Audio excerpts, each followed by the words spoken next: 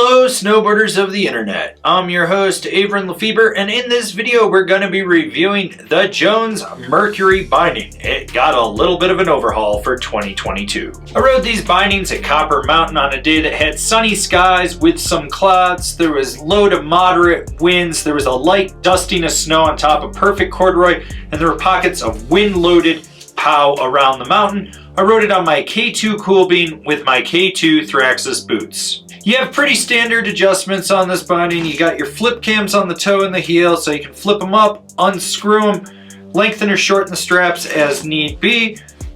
You got your bushings, which you can replace for soft, medium, or hard. You have your forward lean adjustment as well.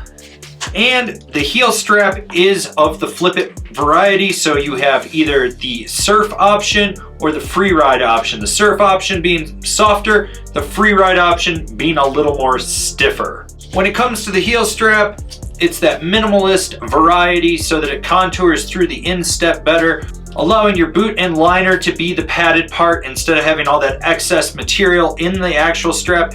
You can flip it from surf mode to free ride mode depending on how much flex you want it to have. What's also nice is you do have this little hinge piece here, so the strap does get out of your way. When it comes to the toe strap, it's full rubber, it grips really well. You can just about get it over any boot shape in there, and if you've ever used a Now or a Jones binding in the past, the toe straps have had some issues with gripping well. These seem to have rectified that situation. They worked well, they locked in.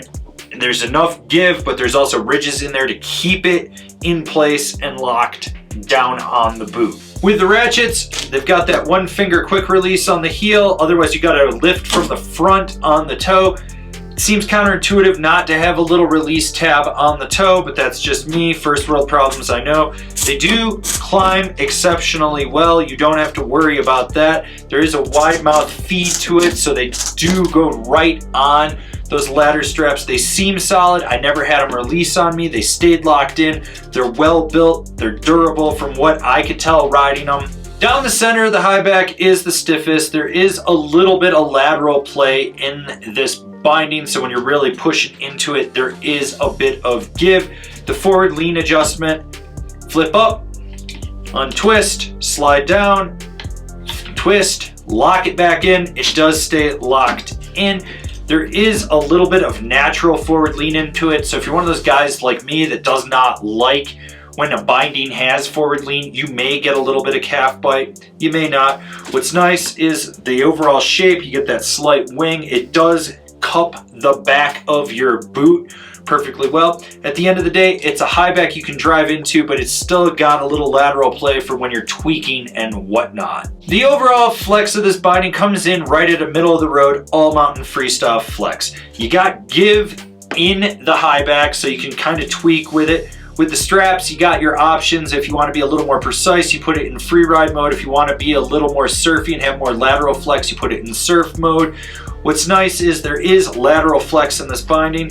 You do have the skate tech in there, so you get that rocking motion back from toe to heel, which for some people might throw them off, but it does make for a more precise ride in my opinion. It gives more power and drive down into your edges.